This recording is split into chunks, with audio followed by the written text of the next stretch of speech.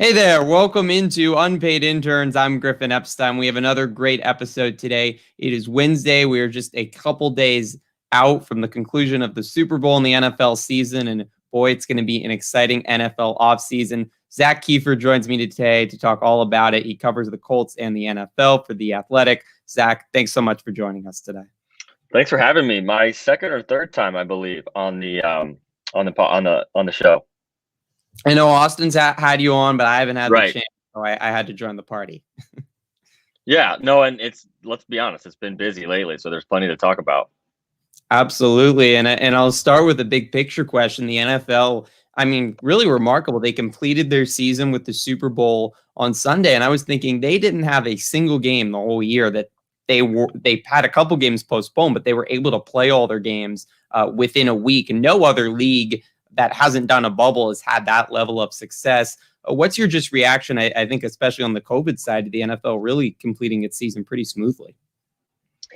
It's not something we say often, but the NFL deserves a lot of credit. I mean, there were certainly teams that faced difficult situations. The Steelers come to mind, the Ravens come to mind, but for the most part, they were able to play uninterrupted, and they got the Super Bowl in. And I don't think anybody out there can say, the best team didn't win. The Bucs went on the run, and they handed it to the Chiefs on Sunday night in Tampa.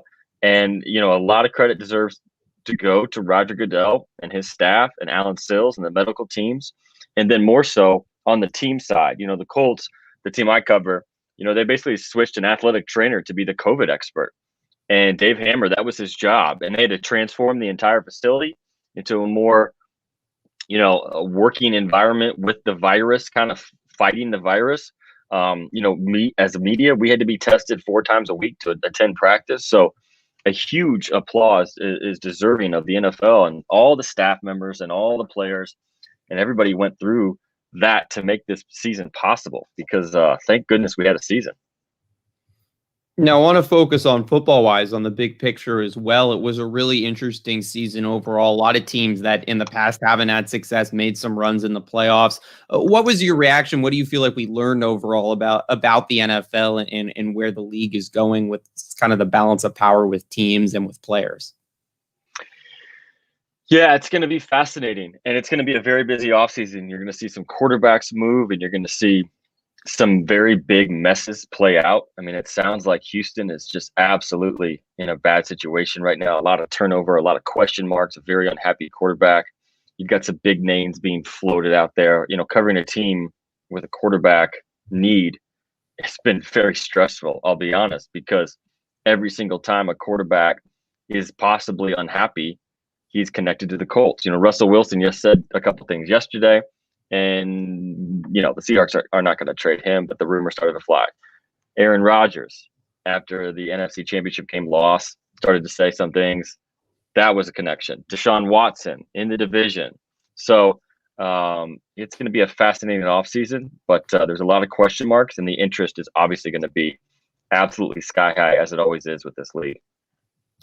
Before we put the Super Bowl in the rearview mirror, certainly a surprising result for many on Sunday. The Tampa Bay Buccaneers really demolished the Kansas City Chiefs. We had not seen any team really destroy the Chiefs that well in a long, long time with Patrick Mahomes and the reign there in Kansas City of Andy Reid's team. Was it kind of a model maybe that you feel like a team like the Colts in the AFC can use going forward to potentially take down the Chiefs, who really before Sunday had not shown really any chinks in their armor that they could be taken down? Yeah, I mean, I think the lesson is make Patrick Mahomes run for his life, which is all they did. And I thought this would be a factor because it wasn't really talked about a lot before the game how much the Chiefs were hurting on the offensive line. And this is something, as someone who covers the Colts, we hear this all the time. The GM is obsessed with it. He's obsessed with the line play. And that's where you win in the playoffs. Now, I understand the importance of quarterbacks, and those guys are important too. But Patrick Mahomes, as good as he is, had no shot Sunday night whatsoever. And the reason is because every time he dropped back to pass, there was somebody in his face, or 2 people, or 3 people. My lasting image from this game, when I think back to this Super Bowl in 4 or 5 years, it's going to be Patrick Mahomes running for his life and still making some pretty damn good throws. Falling down. I mean, it was incredible. But if Patrick Mahomes and all his talent still can't do that, it tells you how important the trenches are. That's sort of the blueprint, right? Now, everyone doesn't have the pass rush the Buccaneers have, and they don't have the defensive coordinator they have in Todd Bowles. Frankly, it was a brilliant game plan from him, and it goes back to how the Giants beat the Patriots in the Super Bowl years ago in 2007. The Patriots were 18-0, but Brady was under pressure the whole night from Michael Strahan and others on that defensive line. That's how you beat great quarterbacks. It's hard to do that because pass rush is such a hard position to find and it's expensive to keep. But that's the blueprint. Make Patrick Mahomes' life miserable, and you'll have a shot. Let's talk a little bit about the team you cover, and I know many in this state are very invested in the Indianapolis Colts. Now, you mentioned the quarterback situation. Phillip Rivers, 1 year, has retired. Matt Stafford seemed like maybe the name that was most likely the Colts would target, but that's now out the window as he was traded to the Rams for Jared Goff. You mentioned a couple of the names that are maybe long shots. What do you see, I guess, is maybe the plan that the Colts are aiming for? And then what's the most likely occurrence you think in August to the starting quarterback for Indianapolis? Yeah, it's $1 million question. It feels like it changes every week. Stafford made a lot of sense. He's a veteran quarterback. That's what Jim Irsay wants. He's the owner. They want someone who can step in. This isn't a Super Bowl team, but it's also a team that's ready to win. I don't know how much, but I think they're a playoff team with the right quarterback. And losing Phillip Rivers hurts. And who are they going to fill that void with? That's the question. Now they're in talks right now for Carson Wentz. Now I'm not guaranteeing you a deal gets done. It's going to be a trade. And they're going to have to give something up, probably a little bit more than they want. The Eagles came in with a really, really high starting point, and I think the Colts laughed at them, to be frank, because they're not going to give up multiple first-round picks for a guy that led the league in interceptions last year.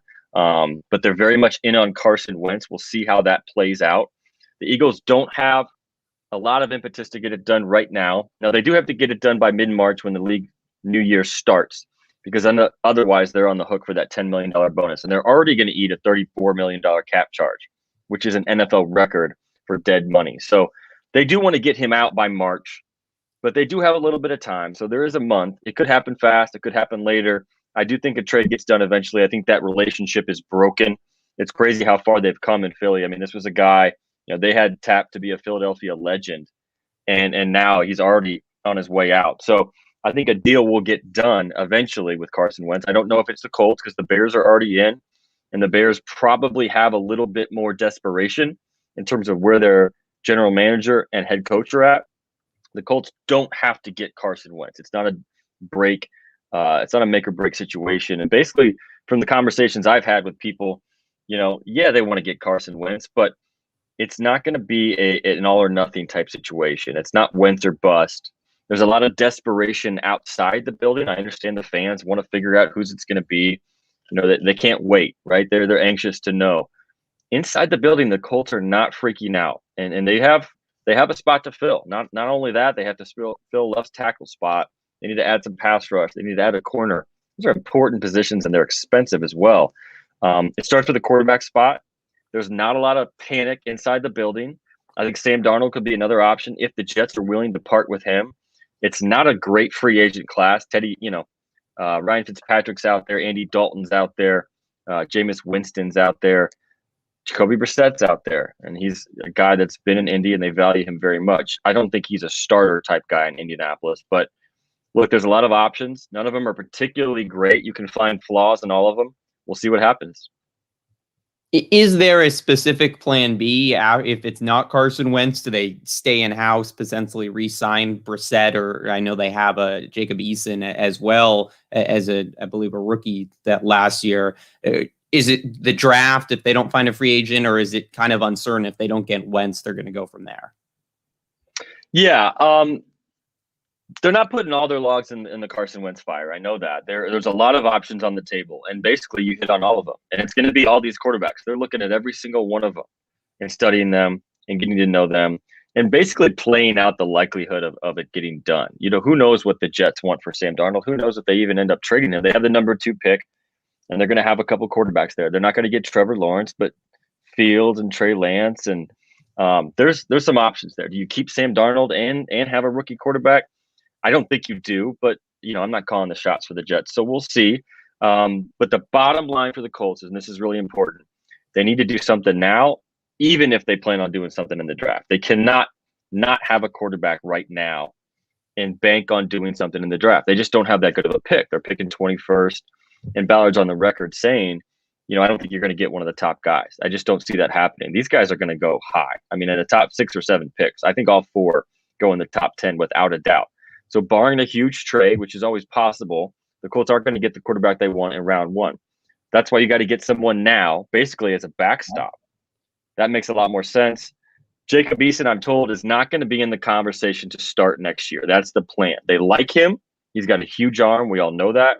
But basically, they didn't learn enough about him in year 1. And part of that's not Eason's fault because he didn't have a regular training camp. He didn't have preseason games. He didn't have mini camp. He didn't have rookie sessions. He didn't have OTAs. So, they didn't get to see him against a live NFL defense very often. And that's not Eason's fault. It was just a weird season marred by COVID. But they need to see him more live. And so I think his best opportunity next year will be to earn the backup job. And he'll have a good chance to do that, but it'll have to come after preseason games when he starts to see an NFL defense. Obviously, the quarterback is priority A for the Colts. Outside of that, what's the biggest priority for them in the offseason? And I guess kind of a 2-part question. You mentioned you don't feel like they're ready, I guess, to contend for a Super Bowl. Is that a couple years out? What's kind of the goal? Is it to get to an AFC championship game going into this season? Where is the state of the franchise? Yeah, they're in an interesting spot because you look at the roster and it's in really good shape, right? They've got a lot of young talent. They got Darius Leonard and Quentin Nelson and DeForest Buckner and Kenny Moore, and these guys are young and entering their prime. I mean, they're really good players, so they don't have a lot of holes on the roster, but the holes they do have are enormous. And by that I mean some of the most important positions in football, right? I mean, if you're building a team, what are some of the most important positions you have to fill? Obviously, it starts with quarterback. I could make a case number 2 is left tackle. They don't have that. And then you go to the other side of the ball. Number 1 on defense, no matter what the defensive scheme, is going to be pass rush. The Colts are a little leaky in that area. They've got some guys. They were okay last year, but they need some more help, and that's where you start on defense. And then secondly, cornerback. They need some help there. Maybe they sign Xavier Rhodes. I don't think they do. He had a great year, but I think he's going to want too much money than they're willing to give up. I think they allocate that money somewhere else. So it's kind of weird. They're in a good spot. They have a good roster. They don't have any bad contracts. They got the second most salary cap space in football, but they've got these huge needs to fill. So before they do that, you can't say they're a Super Bowl team because they're just not. Now, I want to go a little bit generally in this offseason. It's certainly very interesting. We've talked a little bit about all of these quarterbacks potentially on the market. We haven't seen this in years past with all these quarterbacks, rumors to go different places, many teams seeming unhappy with their quarterbacks. Why is this occurring now, and what effect could it have on the league going forward with potentially all these quarterbacks switching spots? Yeah, that's a good question. I think that's going to be the fun part. Rarely do you have quarterbacks of this stature rumored to be on the move, right? I mean, it was weird last year with Phillip Rivers and Tom Brady out there as free agents. And I guess Drew Brees was as well, but he was never going anywhere. So, this year it's a little bit different. These guys aren't free agents. If they were, I think the Colts would have a much better chance to land the guy they wanted. But the trade compensation is where this gets sticky. So you've got Sam Darnold, who's a former number 3 overall pick a couple years ago, who's possibly on the market. You've got Carson Wentz, who was a MVP front runner in 2017, possibly getting traded and very likely getting traded within the next couple of weeks. And you've got Deshaun Watson, who's probably the 3rd or 4th best quarterback in the entire league at the age of 25, who's unbelievably talented, wanting out of a place that drafted him just a couple of years ago. We've never seen a trade like we could potentially see with Deshaun Watson. I don't even know how you would draw it up. Is he worth 4 first-round picks? Has his team ever given up that much? I think Mike Ditka did when he was trying to get Ricky Williams. But we're talking historic hauls in terms of trade compensation. It tells you how important the quarterback position is, and it tells you how desperate teams are to find the right guy. I mean, the Rams haven't had a first-round pick since they drafted Jared Goff in 2016, and they're not going to have one until like 2024 because they just shipped 2 to Detroit for Matthew Stafford. And Stafford's, an 8, 9, 10th best quarterback in the league. He's not Deshaun Watson by any means. So it's fascinating. And the one thing I just keep coming back to is this league is never boring. When you cover the NFL, it's almost as busy in February and March as it is in the season. It's amazing how the NFL is able to generate constant publicity and constant promotion of the league 24/7, 365. What are some of the other storylines outside of the whole quarterback carousel that you're watching across the league over the next couple months? I've been so bogged down with Carson Wentz and the quarterback situation in Indianapolis. I mean, that's been my main focus for the last weeks, and it will be until something happens, right? It has to be. I think it'll be a fascinating draft. But then, moving forward, you know, can the Bucs run it back? I mean, they're such a well-built team. The defense is young, it's good, it's deep. They've got great players in the secondary, one of the best linebacking cores. And we don't need to talk about the defensive line because the way they just played was unbelievable. Is Brady ever going to slow down? I mean, you saw Drew Brees look old this year. You saw Peyton Manning his last year in Denver. I mean, you see it. When you see it. I don't see it with Brady at all. His velocity is there. He was the missing piece for the Bucs this year, and they're going to be a tough team to beat next year as well. It's just like the league's never going to get rid of Tom Brady. He could be playing until he's 50. I wanted to ask you a couple questions about your career before I let you go. And you mentioned you were covering the Colts this year. You tested 3-4 times a week. What was the experience like covering the team and during a pandemic? What adjustments did you have to make as a reporter? Yeah, that's a really good question. It was more challenging, without a doubt. And here's why. We didn't get in the locker room this year. And that's such a huge part of my job, is developing those relationships with players, getting to talk to them every day, them seeing my face every day. It's enormous in this job, and it's how you build trust, and it's how you get great stories. And we didn't have that opportunity. Everything was on Zoom. It was much more challenging.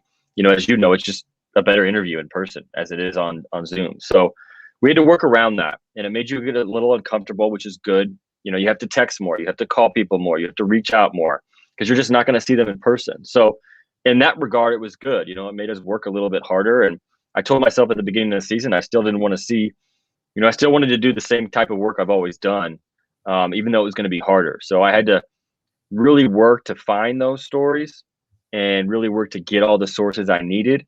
But we were still able to find some really good stories out there about the Colts that no one else had, and kind of tell those stories this season. So that was fun, but really hoping for a locker room to be open up next year. And hopefully a lot of us are vaccinated and we can sort of move on and have fans in the stands and all that stuff. One thing I've seen in the media as a subject of the pandemic is it changing sports media in ways and changing how sports journalism is run. What things how do you feel like the industry is changing in large regards? Is that to the pandemic or to other factors as well? Yeah, I definitely think the limited access is due to the pandemic. I have to give the Colts credit. They made every player available they possibly could. So we're getting them. The availability was there. The challenge is, as you know, it's not the same when there's 15 people on a Zoom call and you're looking at a computer screen as opposed to at a locker. I mean, there are days and there are weeks that I go into the Colts locker room and talk to 10 to 15 players, and I don't use any of that for a story that day or the next day. It's just gathering, it's just building, and you never know. So that's such valuable face time that you don't get. And I really do pray that we get that access back, and I think we will. I don't think that's a bad trend. I think that's pandemic related. It has really touched every area of our life, and I think that's no different. But we'll see. We'll see. It's impossible to predict anything these days, as we've learned over the last couple of years. I mean, in March, I thought this would last for a couple of weeks or a month, and we would get everything back to normal. It's going to be a year and a half or two before we get there. Now, I believe Austin's asked you some questions about this before, but I want to bring it up again. I think you're currently teaching a class at the IU Media School. Why do you do that? Obviously, you have a really busy schedule, and I guess what do you get out of that? It's the same question, but yeah, no, about it. Fair question. First of all, I'm an IU grad, and I loved my time in Bloomington, and I met some of the best friends I've ever made, and I learned a lot in journalism school, and it really cemented my passion for the business, and it really pointed me in the right direction for what I wanted to do. And I love working with students. I really do. I could talk writing all day. I'm a total nerd about it.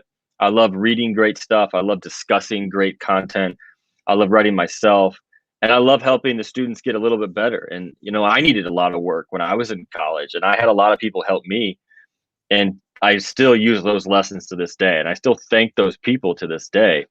And I love kind of offering a window into the business to the students, no matter what field they want to go in, whether it's writing or broadcasting or radio or PR or marketing. It doesn't matter. I have students that want them to go into all the different areas. I like to bring in really, really good guest speakers that can offer a window into the industry from their perspective. But my favorite part is working with students on their stories and helping them improve as a writer, and seeing where they go from there. That's my favorite part. Not asking you to teach a class here, but curious, what are the ways for current students in the media school, or maybe even people that have already started their journalism career, to improve as a writer and a reporter? Yeah, another good one. I could talk for 90 minutes on that, and I probably still wouldn't cover everything. A couple lessons, though, are really good for students. One, when you're a reporter, you're not a fan. They need to understand that. And I think a lot of them miss that early. But when you get into this business, you need to be objective, and you need to cover the team fairly, but you're not a fan and you're not cheering in the press box. And secondly, I need to stress this to my students all the time. It's really important to, when you're covering a game, get off Twitter and use your eyes and report. So many reporters out there I see just living online and living on the computer and not actually doing their job. You have a press pass, use it. And I'm speaking in the non-COVID world. I understand it's harder. We don't get in locker rooms right now. But in my job, in a normal year, we get to go to the locker room. We get to go to the sideline during a game, and the locker room afterward. What do you see? What's it like in there? Take the reader where they can't go. And a lot of times, the students will just live on Twitter and tweet updates on the game score. And I'm thinking, we can do more than that. We can do better than that. What are you going to do that's going to make your content stand out? Why are they going to read you as opposed to the person next to you? So I try to imprint that on them, and I get them to look and hopefully look for the little details and the little scenes that can shape a story and really help your content stand out. So that's a great lesson I learned early in my career, and I still have to remind myself sometimes. But it's really fun to see the students grasp that and pick up on it and then use it in their own writing. That's definitely great advice. Last question before I let you go. Just a favorite story, memory, moment with your time reporting on the Colts over the last couple of years. It's funny, I just told this story, but it's a good one, so I'll tell it again. I think I told my students last week. My first year on the beat, I think I was 2 weeks in the locker room, so I was the new guy, and I was just kind of looking around for a story, and I went up to Pat McAfee one day, and he was the punter, and he wasn't Pat McAfee like we all know him now. I mean, he was popular, but he wasn't the superstar yet. And I always try to ask questions I don't know the answer to. And it sounds so simple, right? That's the whole point of questions. But you'd be amazed at how many times you hear people ask boring, predictable questions. And you know what kind of answer you're going to get. So I asked Pat, how did you become a punter in the first place? And he said, it's a wild story. Let's go to dinner and talk about it. And now that's something that doesn't happen very often in an NFL locker room, but it did. So I went to dinner.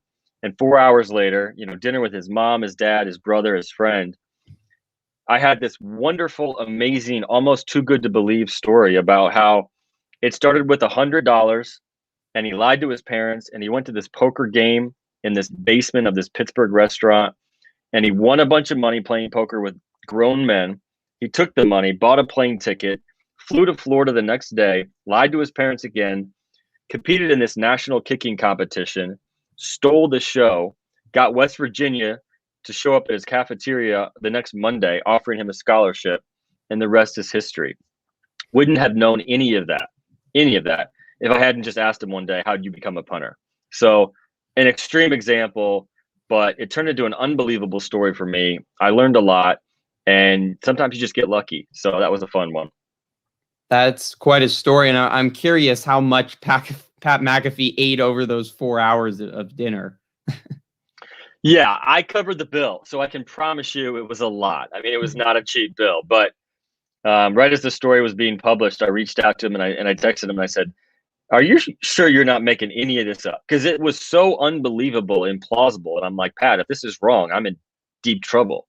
Are you sure this is all real? And I had checked with his parents and checked with other sources, and it all matched up. But he's like, it really happened. It really did. And he's told the story several times since. But yeah, after that dinner, one, it was an expensive bill. The Star picked it up the tab, which is good. But two, I had a lot of work to do because that was an unbelievable story. That sounds like something special. Well, Zach, we really appreciate your time today. I thoroughly encourage everyone to go give him a follow on Twitter at Zak Keefer so you can stay up to news with what's going to certainly be a crazy offseason. Zach, we really appreciate you coming on, providing some great insight today. Thanks, Griffin. That will do it for today's episode of Unpaid Interns. It was a lot of fun talking with Zach about what's going to be very fun offseason in the NFL. Rejoin us, though, on Friday for another episode of Unpaid Interns. We're going to have some more fun and preview the IU women's soccer season. Their head coach, Erwin Van Bannekom, will join me at noon on Friday. So join us on the IU Sports Media YouTube or Twitter page. Of course, as always, if you missed any of the episodes, you can check them out on the IU Sports Media YouTube page or listen to them wherever you get your podcasts. For Zak Keefer, I'm Griffin Epstein. Thanks so much for watching. Take care, everyone.